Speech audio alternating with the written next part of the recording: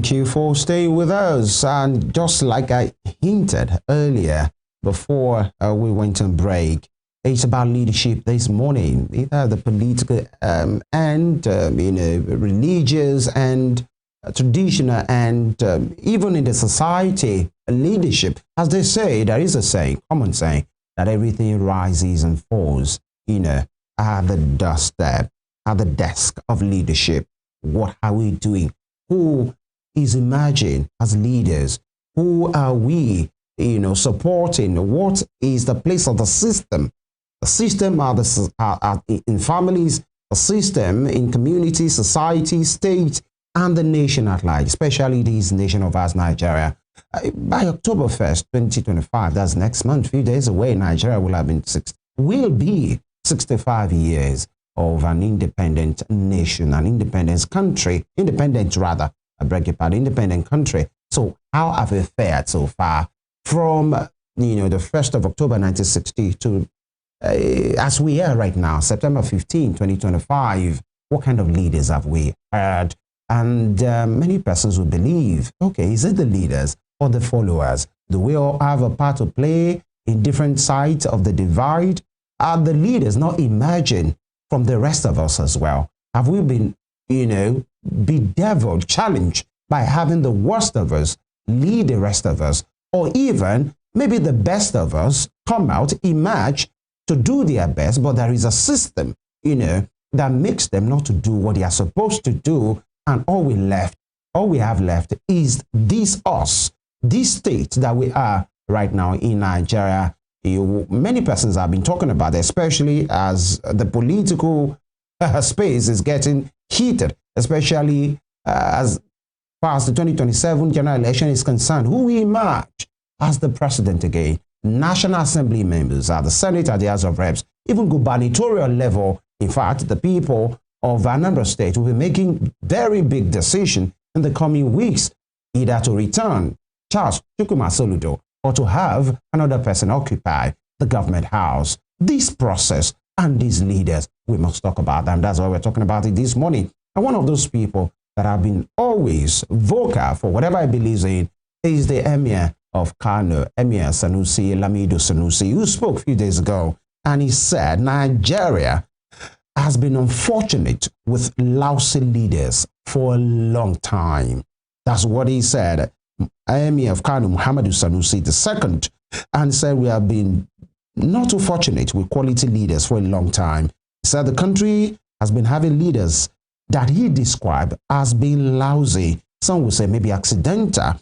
And the first-class monarch said the country will have been bankrupt at the federal government not removed fierce subsidy. And he spoke at the second Kano International Poetry Festival, CAPFest, held in Kano on Saturday. And that is what we are looking at in the course of the program today. Let me tell you part of what he said. You see it in the news. You see what happens in the legislature. You see the kind of debates that we are having, the kind of arguments that we have, the kind of time we waste on issues that are totally unimportant, the pettiness. You look at other countries, you look at other parts of the world, people are discussing climate change, discussing artificial intelligence. We are still talking about Yoruba or Igbo or Hausa or Northern or Christian, That is, we are still mired in that debate. We are still in conversations that we had in the 1960s.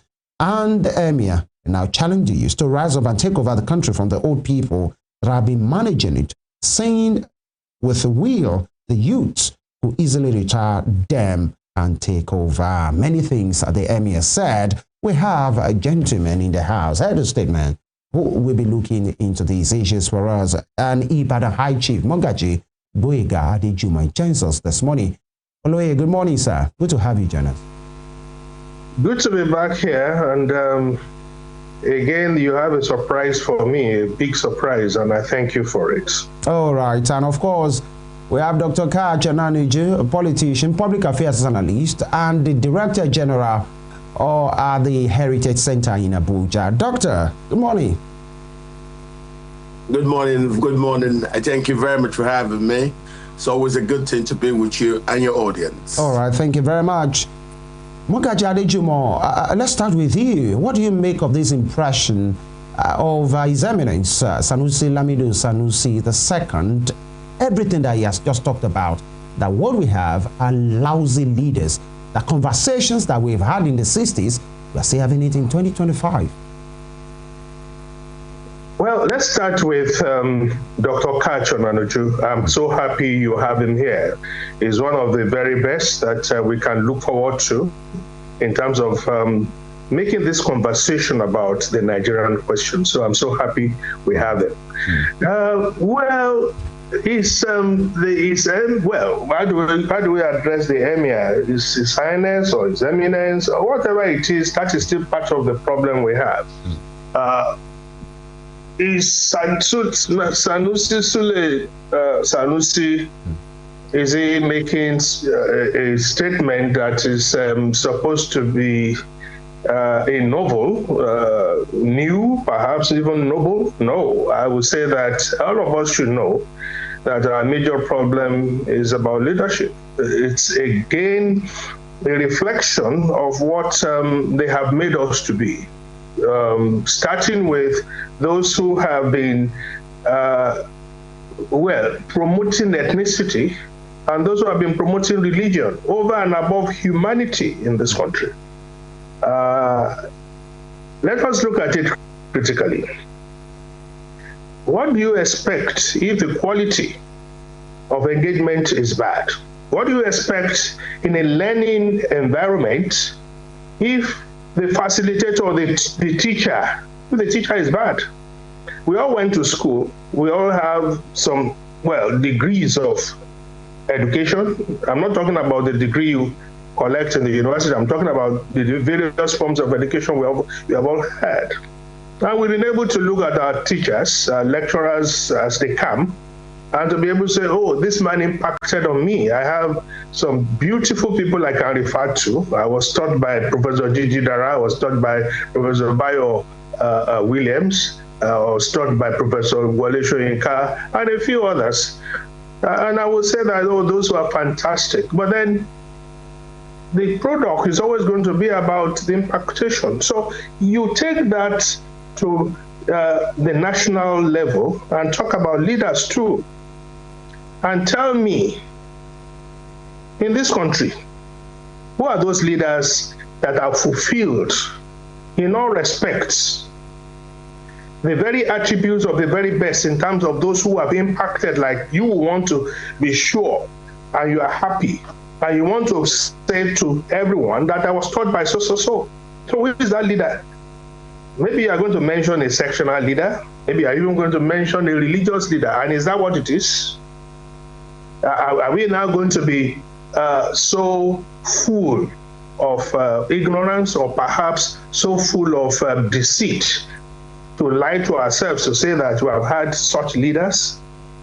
So yes, he's saying the same thing. But again, Sule Lamido Sanusi, or Sanusi, as you introduced His Eminence Sanusi Lamido Sanusi.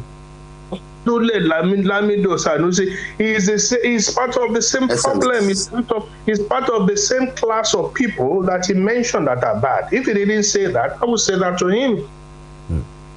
I will remember many things about him, but again, we shouldn't forget he was the one who shouted at one time that 48 billion naira was missing from the coffers of the NNPC. And the truth of the matter is that Nigeria never makes anything more than 28 billion in a year. It has never happened that we have made even 30 billion.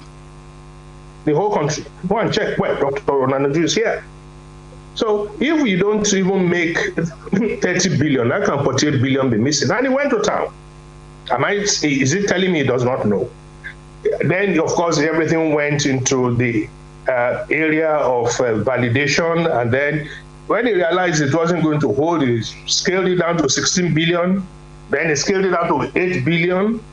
And then they had to call some international arbitrators as well as Mogaji Adejumo, are you accusing His Eminence Sanusi Lamido Sanusi of being an hypocrite in this matter?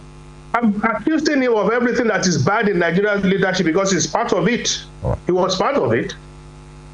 Was he not? He was part of it. So, and I'm telling you, and I'm giving you a particular instance in which, at the end of the day, what the international arbitrators, what they found was less than 1 billion naira missing from the NNPC, not even dollars. So it is part of it because of the fact that it should play the ethnic card at a certain time. And what is wrong with our leadership is ethnicity and religion, as well as personal aggrandizement. People that have been ruling us have never had the interest of the country at heart. It's either they are only going to pander to where they come from, the part of the country that they come from, or the religion that they belong to, or any other thing except that which should help Nigeria to grow. Mogaji, Look, all right, Mogaji. Sorry. Mogaji, if you say, Mogaji, can you hear me? Sorry to cut in. I can hear you. If you say we do not have such funds in Nigeria, I'm talking about Sanusi Lamido's claims before now. How about the claim by the EFCC, who carried out an investigation and came out to say that 210 trillion naira was missing from the coffers of NNPCL? If you are saying we don't even have up to that, how do we juxtapose that 210 trillion naira, according to EFCC, unaccounted for by the NNPCL? I'm glad you brought this up. Over what period of time are they saying that they've not been able to remit this? For about, well, let me say from like 2013 till 2016, NNPC was not even remitting anything to the Nigerian coffers. All that we were spending at that time were accruals from mostly the ports and other charges that Nigeria was using. So it is not about the fact that NNPC has not been doing it, but he accused NNPC at a particular time, and the humongous amount of money was in dollars. Now you are talking about 210 trillion naira. In today's money, break it down to dollars. Let's see how much it is. Because I want to see, the problem we have is that we don't look at things in context. If we are going to look at everything in context, then let us look at what it is that Nigeria is capable of doing. What do we have in terms of resources?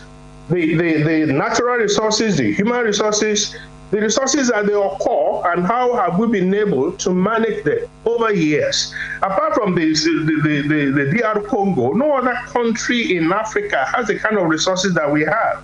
And even in Asia, they don't have. How come they are better in those places in Asia than we are here in Nigeria? It's a systemic thing that has been occurring right from 1960, and it has not stopped. And we know it. We may want to run away from the fact that, well, maybe it is not about name calling, but let us look at what is the motivation. From 1960, what has been motivating us? And therein you will find all the answers. It's about ethnicity, it's about religion. If again it's not about, oh, where are you coming from? Then it's going to be which religion do you belong to? And those parameters to choose who a leader should be. And that is the question. We have in Nigeria today certain people that we know can help this country to grow. We know the antecedents. We know somebody who, in all of this, okay, mention somebody who is in Nassau Rock today, or who is in National Assembly today, and has not been even checked by the same EFCC you mentioned.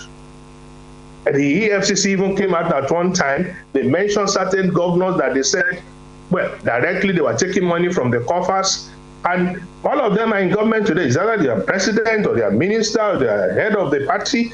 So where is the accountability? That is the problem. Where is the accountability in this country? Those that we should hold accountable are those that we keep on re-electing on the basis of either they are, well, from my part of the country, or they belong to my religion, or perhaps even the fact that I want to be part of the stealing. And that is, again, what we need to examine. Even if we say the leadership is bad, what about the followership? Are they helping?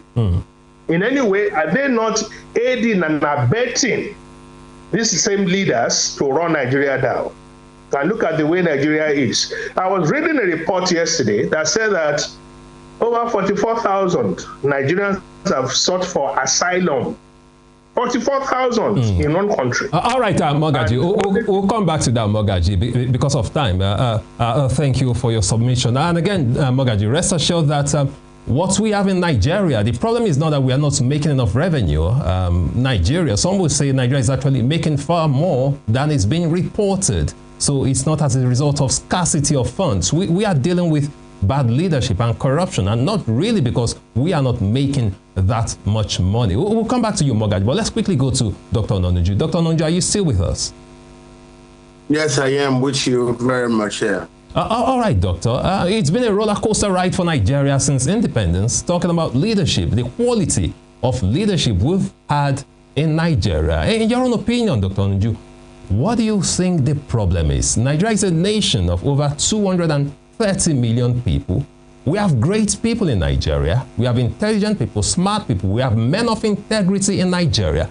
But how come we've not really had the quality of leaders that would have transformed Nigeria? Because we have no excuse. If you compare, Dr. Ononuju, if you compare Nigeria with a nation like Singapore, we started almost the same time. If you compare Nigeria to Singapore, it's like comparing heaven and hell. Where exactly do you think we missed it as a nation?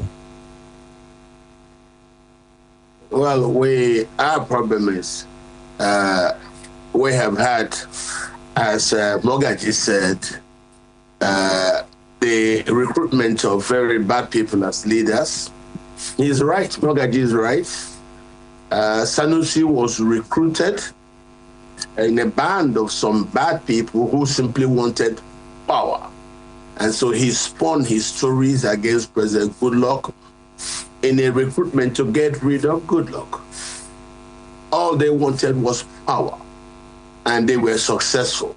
And when they got rid of Goodluck, power was shared, and he was allocated the emirship of Kano.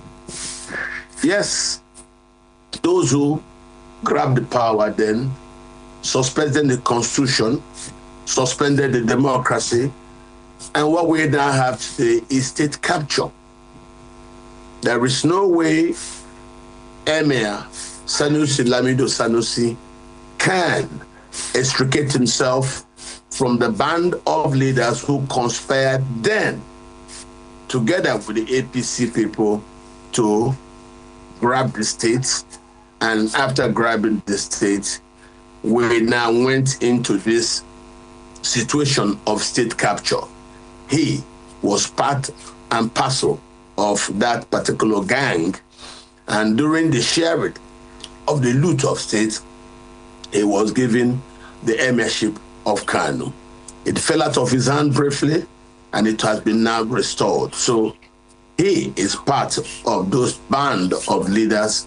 And if you look at it then, that was where we went wrong. At that time, we had the best performing economy in Africa. We had growth where we are seen as one of the fastest growing economies on earth. And when he joined those conspirators and there was that state capture, we then removed Goodluck that everybody is today trying to beg to come back. It was same Goodluck who did this same removal of subsidy you're talking about. They all gathered, as Governor Fayemi told us, they lied because they were playing politics, that Goodluck was actually right in his attempt to remove subsidy. So why is it if you see somebody doing something good, but just because you have a plot for state capture, you will reject it, even though you know that will be good for the country? Now, Lamido Sanusi said, removal of that subsidy have saved us from bankruptcy. But what we have right now is a state captured. How do we get out of this present state of capture? This is where we are. Because if you look at it right now, the constitution has been suspended. The democracy has been suspended. What we have today is not a democracy, and you know that. So How do we get out of this? And because of the way... Dr. Kachi, how do you mean the Constitution has been suspended? How? This is the Federal Republic of Nigeria, isn't it? Well, to you and me, the Constitution is supposed to allow a democracy. But the president actively promotes people like Nyesom Wike to undermine the democracy. Does that tell you that that's a constitutional rule? No, it's not.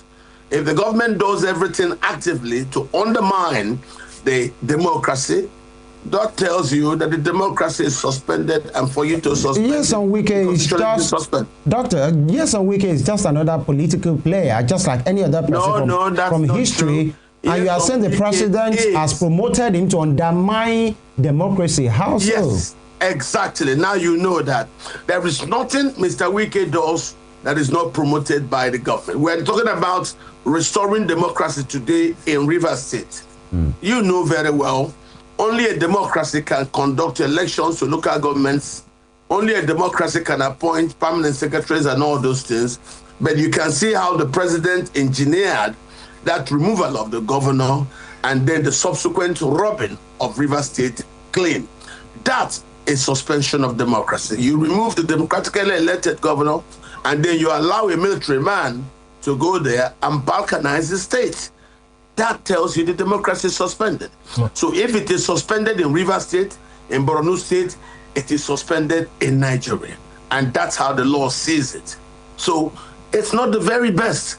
Nyesom Wike doesn't do what he does on his own accord. No, he does it by the active support of the president. And if the president can be actively in support of such protocols and machinations that undermines the democracy, where is the leadership? Dr. Kachi, where is the leadership? Away from Mr. Dr. Noniju, sorry to cause it, away from the current presidency, you know, we are not just talking about this administration.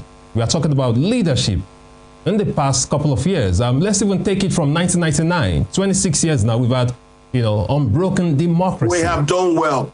26 years, we were doing very well. We started the transition with Obasanjo. He was going very well. He tried. That was the most difficult part of it, the transition from the military dictatorship on to stabilizing as a democracy. We kept on. From him to Yar'Adua, from him to Goodluck, we were growing. And then this plot. And these people who now came in suspended the constitution. When did they do that? When they took down Justice Onogen. Once they took down Justice Onogen, everything went to the wires. You can see we did election in 2023. What did they tell you? They stopped the collation of figures of the election, and when we asked why, they said a glitch. Tinubu told them, if you want to repeat June 12th by removing a presidency won by a Sultana, if you want peace, find another Sultanate and give it to. And they found him, but they didn't give it to him. They sold it to him. He said it to us. He bought it with his money. And it's because he bought it with money, those who sold it to him came back to him. And he said, what are you asking for? I don't owe you. I paid you off. And that's why you've seen the current internal implosion in the APC, because of they are arguing on how to share the loot. And in arguing about how to share that loot, we are where we are today. So if there was proper democracy, you wouldn't have people doing all these things. You will go to election. The same people, quote me, who sold that presidency to President Tinubu, as he said, as he confessed, he bought it with his own money, are the same people who are now fighting him, using the ADC to stage that they are not happy. What are they not happy?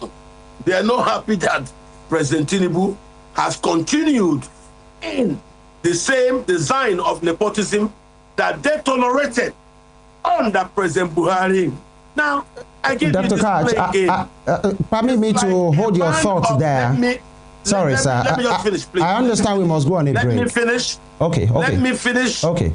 What I'm trying to say to Nigerians is, if you see a band of people come to your place to steal, don't worry, be calm. It is when they start fighting over the sharing of that loot that we now know who is who. That's what I'm saying. What they're doing right now is fighting over the sharing of the loot, which they got through state capture. All right, point made, but these are serious,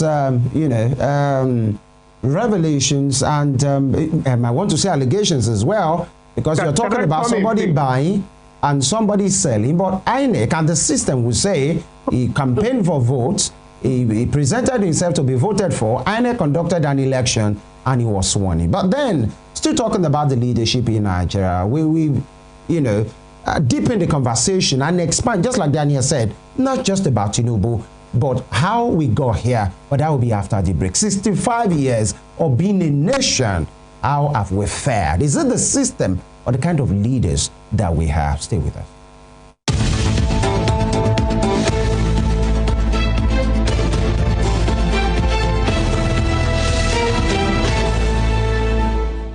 Spring Television. Television is coming home in your color and culture.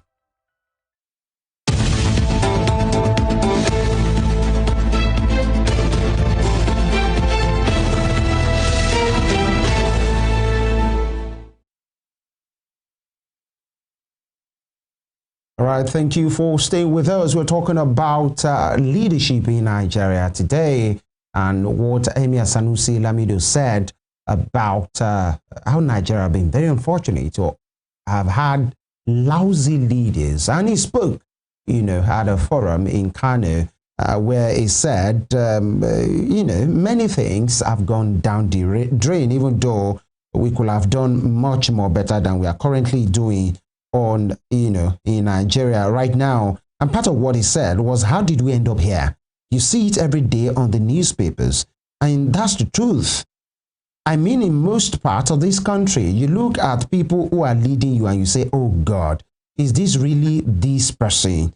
And many things were said. If you look at the billions and billions that we spent on subsidy, if that money had been spent on refineries, I have nothing against subsidies. If you are subsidizing production, I said it every day. My objection is the subsidy on consumption, because we are keeping refineries in Europe open. We are giving jobs to refiners. As if we are taking 2012, we would not be where we are today. Now people say to me, why are you not talking? I say, what am I to say? That's Emir Sanusi. This is exactly what I said would happen, because beyond a point, government revenue will not be enough to pay the subsidy. You have to borrow to pay up the subsidy. And we have, leaders of thought on the program today, Dr. Kachi and Mogaji at the DJ Heritage Center, and of course, Kachi and Mogaji Adejumo, a former consultant to the World Bank, and of course, Ibadan High Chief. Mogaji, let me start again with you right now. It's like the two of you have agreed, I guess, this morning that maybe it's not in the place of Emir Sanusi Lamido to talk about these things. But if we can we just leave out the messenger? Where's the lie in all of the things that he has talked about? And not just the political leaders, even the emergence of traditional rulers has become very, especially in the last 20, 30 years, very worrisome. Not just because they go to court, but you just see some of the quality of some of these traditional rulers that we have, and you see some of them, you wonder, even you as a young person, how did this person emerge? Is in fact, especially Yoruba, are still involved in this. Look at the religious leaders, some religious leaders, their lifestyle, ostentatious lifestyle, and some of the way they do will make one to think, is this godly? And many things. So, and then we talk about political leaders, and some are saying there is a system in Nigeria who even make, by the way, people with good intention, but maybe they don't have that kind of means that they need. They will be choked. They won't even be presented. So the rest of the people that are presented, Nigerians have to make do with it. Is it that we have people of no conscience as leaders, or the system that we operate in Nigeria will always choke every good intention out of every leader? Please look into that. Well, let's start. I would just want to make a little reference to what my brother Kachi said about the fact that democracy has been suspended. He has not mentioned the judiciary, so let me quickly say that. And let me say that he's right about Obasanjo. He's the only one who is even talking. And he has mentioned it, that even the corruption in the judiciary is so humongous that it has left Nigeria wanting in the area of accountability. But then from a retired appeal court justice, Justice Adejumo Okoje, came a very serious charge. And she said, no serious foreign investor will invest in a country with a bad judiciary system or judicial system like the one we have in this Tinubu's administration. Now, that is an indictment on the whole democratic setup.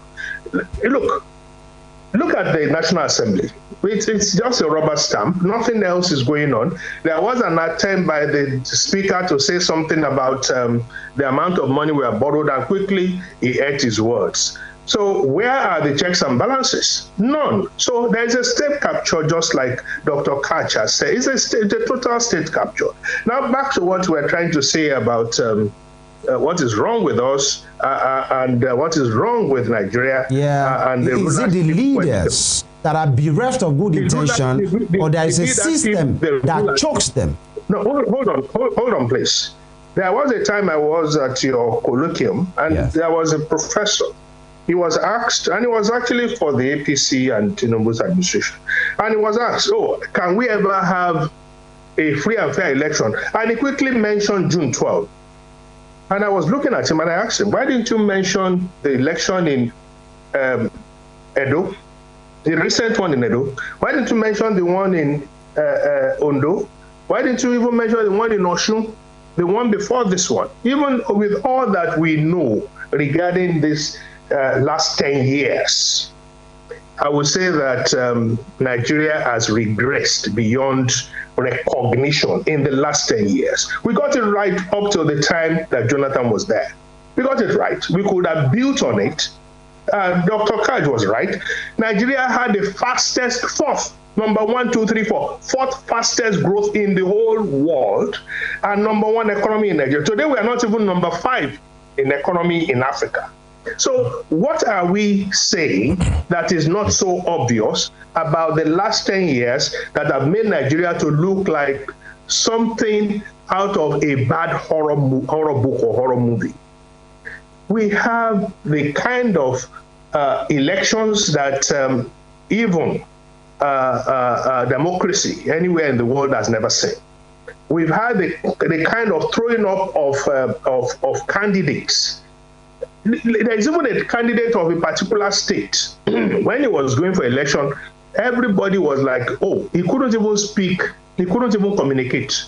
Yeah, and the language of government, of course, is English. But then even if he didn't know so much about it, what about figures? What about even articulating your views so that people can know? He said he was going to bring in security, and people still clapped. He is governor today, and what do you expect in a state like that? There's confusion, there's chaos. Mogaji. You cannot in any way. Yes, please. Yeah, all right. While it is easy, Mogaji, why it's easy for us to talk about our leaders and failure of leadership in Nigeria, sometimes I try to look at it from another angle, from another point of view. And here's what I mean. Mogaji, just before I go to Dr. Nonju, don't you think that we as Nigerians, we are also responsible for the poor quality of leadership we are getting? Don't you think we need an attitudinal change? And here's what I mean, Mogaji. Let me land, Mogaji. Here's what I mean. For instance, look at what is going on in Nigeria. During the program this morning, I gave an analogy why injustice persists simply because people keep quiet. We have people cross-carpeting from one party to another. We mentioned the case of Nyesom Wike, who is in the PDP, allegedly in the PDP, but working for the APC, and no one is saying anything. Then again, Mogaji, right here in southwest Nigeria, okay? I've talked to a lot of people who had interviews here. I've spoken with, some elder statesmen right here, and here's the impression I'm having. And they are telling me that, fine, each time I tell them, are we not supposed to be practicing democracy? Why are we having governors from the PDP who are openly supporting the president, who is a member of the APC? And here's what I get from here. They say because he's from their tribe. That's what people are telling me openly here. And I'm quite concerned. Should we keep voting along tribal lines, having tribal sentiment? That's what they tell me here. They tell me that I shouldn't say that our democracy is not ready, that Why they are supporting Tinubu is because he's from their tribe, that we should not wish away tribal sentiments when we talk about leadership. Do you think we can really move forward in Nigeria if we keep voting along tribal and ethnic and religious sentiments? Well, you should be leading us to these things that you are saying, but it's good that you are saying it too. But you see, some of us have evolved, and we will continue to evolve. I know where I'm coming from. I've never worked for any government. I have never sought for any political post or position anywhere. So I have always been the person that nobody can say has eaten or has interest or is waiting for a political figure to be there, or all my aspirations are about a political party and what becomes of that party. I have never been that person. I supported Jonathan. He's not from my place. I supported Jonathan based on what I could see, and I knew Buhari way back when I was in university. That was when, I think it was my last year that he took over or something, and I could see the degradation, and I could see what his 20 months was for. And well, I couldn't have supported even President Tinubu because of the fact that I'm old enough to know, and every other thing that I should know should direct me into making a judgment that I will be free to say to God and to man that I am not involved in any other consideration other than the very best. But when people are beginning to look for liberty, and at the same time, they are even thinking of their own personal self, and then they are giving in into tribal and religious sentiment, then they don't deserve anything other than whatever they get from that exercise, which is not informed by reasoning. And that is the truth. I was called all manners of names, but do I care? My conscience is clear. And have I not been proven right? So that is the point to take home for anyone. Unfortunately, the rulership or leadership have made the people to be poor. They have weaponized what is called poverty to use it against the people. And just like it happened with Stalin and the idea of the hen, I have even heard that one of our leaders described someone that, oh, Tokumbo, Tokumbo, pluck his plumes, but give him a few corns, and he will eat, and then he will come back. And that is the same system they use when they think that, oh, you are suffering a little, they will give you a little palliative. What is palliative?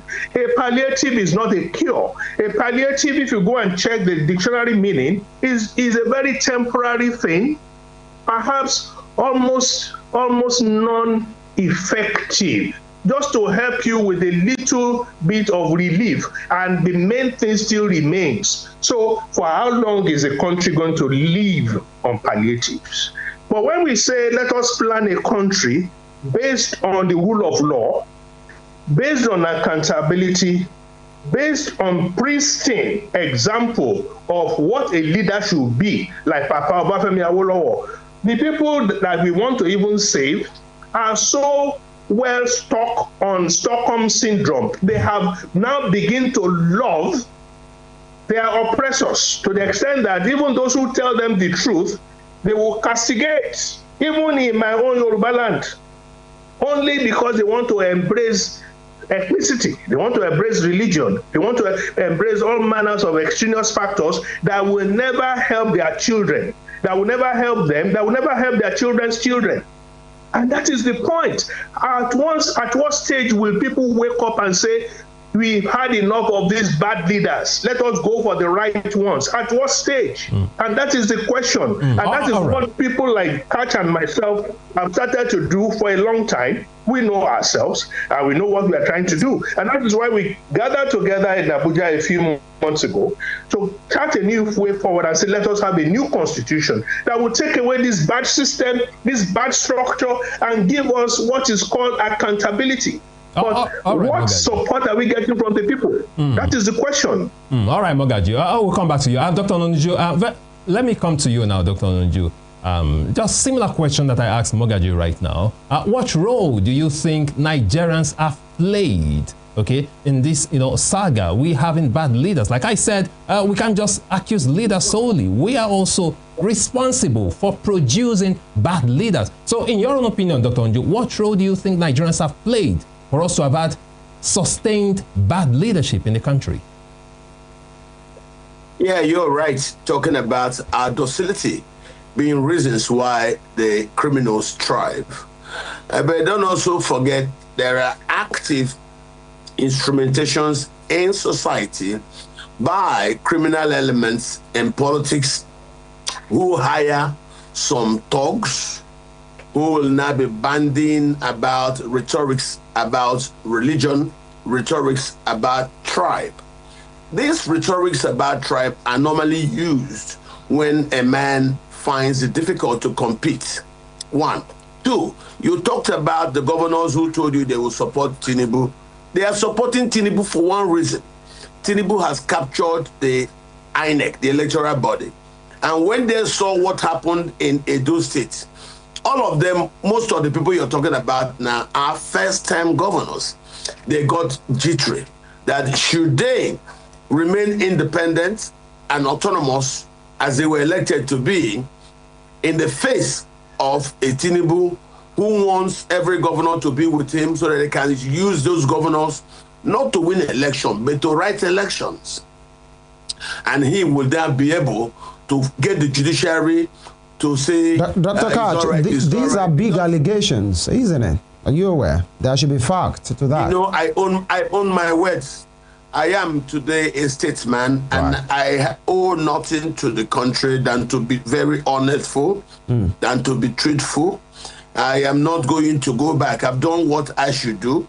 I've educated my children, and that's why I seek an honest platform of competition so that they can compete and win. So I don't want anybody to give me a handout. No, I want a better country and I want a good society. I don't know how to start lying or start calling the other things whatever it is. We need to speak truth. It's the only way that we can save our country. 1, you can see what happens. Murtala Mohammed, at some point, then you have, many of them, Ibrahim Babangida, General Abacha, then Abdulsalam Abubakar, then Olusegun Obasanjo as president again, and all of those guys. Now, gentlemen, I understand you are there. I will just take this, because we're on this home stretch right now. Dr. Kachi, what can the people do right now? And when we mean the people, not just at the federal level, at the state levels, people making choices, politicians are getting ready. I said it, Anambra people are getting ready. Responsibility, because I tell myself, no, the leader is just one person, Mr. President, that decides to do the wrong thing. If the people do not keep quiet, he cannot succeed. You say Tinubu is powerful. Yes, he's powerful because the every Nigerian president is powerful. Because the people made him so. But we have a constitution. We should supersede the wishes of any president. We have a system. But there are people who interpret that constitution. Yeah, they are still part of the leadership. That's the point. That's the system. Yeah. So we should have the National Assembly too. So if institutions are not doing their jobs, that's the point. So we are having strong individuals and weak institutions. That's the problem. And we are all responsible for that. Because each time I think about leadership, I ask, that's the problem. And we are all responsible for that. Because each time I think about leadership, I ask myself, as far as good leadership and good governance is concerned. Good morning.